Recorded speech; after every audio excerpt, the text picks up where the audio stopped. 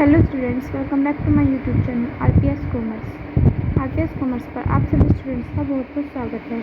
आज की जो हम अपनी वीडियो लाए वो होने वाली है कॉस्ट अकाउंटिंग के चैप्टर नंबर 10 से। ठीक है, ये आपका निविदा मूल्य, ठीक है, ये आपका जो होने वाले हैं ये आपके कॉस्ट अकाउंटिंग बुक से होने वाला है, आपका चैप्टर 10। ठीक है, 9 चैप्टर तक हमारा कवर हो चुका है। इसमें पढ़ेंगे निविदा मूल्य का अर्थ। ठीक है, इसमें हम आपको पहले थ्योरी पढ़ाएंगे, फिर इसके लास्ट में जब आपकी थ्योरी खत्म हो जाएंगी तब इसके न्यूमेरिकल स्टार्ट करेंगे, जिससे कि आपको अच्छी तरह से थ्योरी आप तैयार कर ले। ठीक है, न्यूमेरिकल तो आप थ्योरी पढ़ लेंगे तभी आप न्यूमेरिकल कर पाएंगे।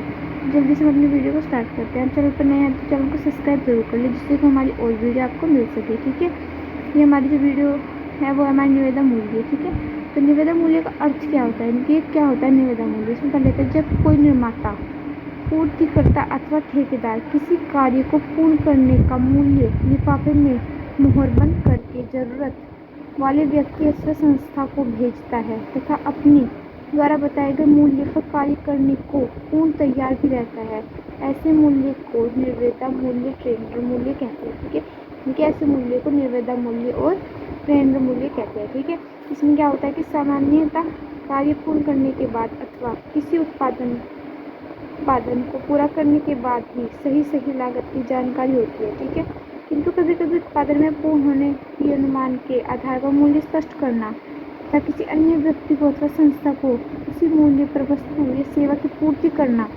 निविदा मूल्य कहलाता है।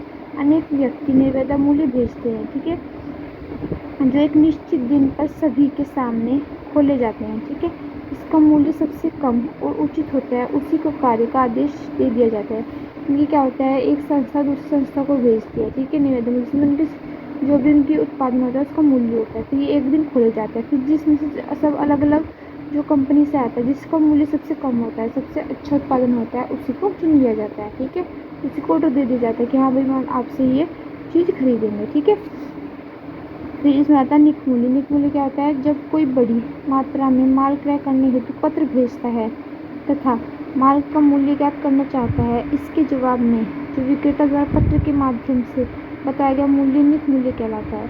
क्योंकि जब किसी संस्था ने किसी दूसरी संस्था को माल क्रय करने के लिए, ठीक है, कोई पत्र भेजा तथा माल का मूल्य ज्ञात करना चाहता है, वो माल का मूल्य ज्ञात करना चाहता है कि हमें माल का मूल्य बता दीजिए, इसके जवाब में जो विक्रेता द्वारा पत्र के माध्यम से बताया गया मूल्य कह रहे कि हम इस मूल्य में हमें खरीदना चाहते हैं, जो मूल्य भेजता है वो निक मूल्य कहलाता है। ठीक है, इसमें आ जाता है कि विक्रय मूल्य क्या होता है, लागत में लाभ की मात्रा जोड़कर तैयार किए जाने वाला मूल्य। जो लागत होती है मान लीजिए इस पेन की लागत है 5 रुपये, ठीक है, अब हमारा प्रॉफिट 1 रुपये का, तो जो दोनों को जोड़कर यानी कि 6 रुपये जो बताया जाएगा वो विक्रय मूल्य होगा।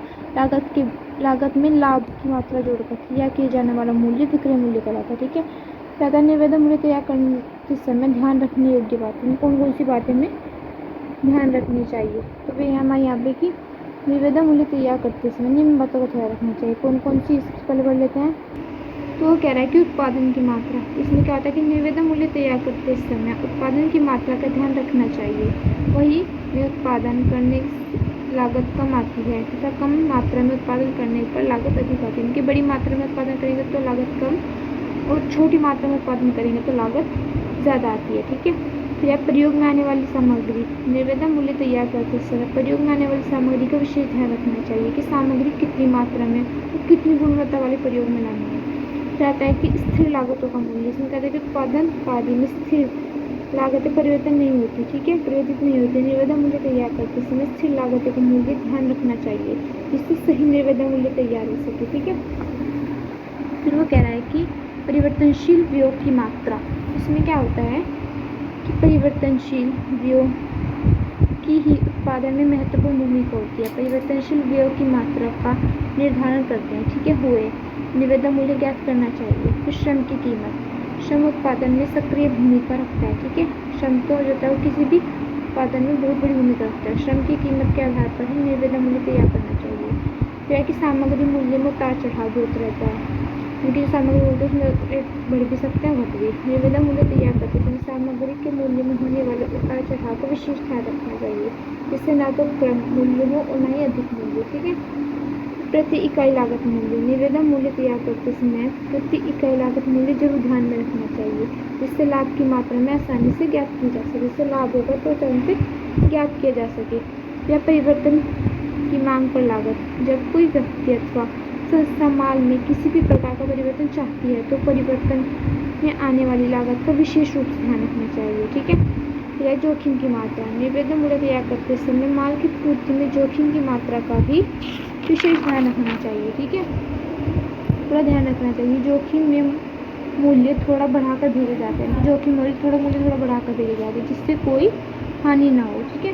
फिर हमारा आ जाता है कि लाभ की मात्रा। लाभ की मात्रा में क्या है कि निवेदन मूल्य तैयार करने में कुल लागत के अनुमान के बाद लाभ की भी उचित मात्रा जोड़ लेनी चाहिए। ठीक है, जो हो गया हमारा यहाँ पे 10 चैप्टर कंप्लीट। ठीक है, तो आई होप आपको अच्छी तरह से वीडियो समझ में आई होगी। 10 चैप्टर आपका कंप्लीट हो गया होगा।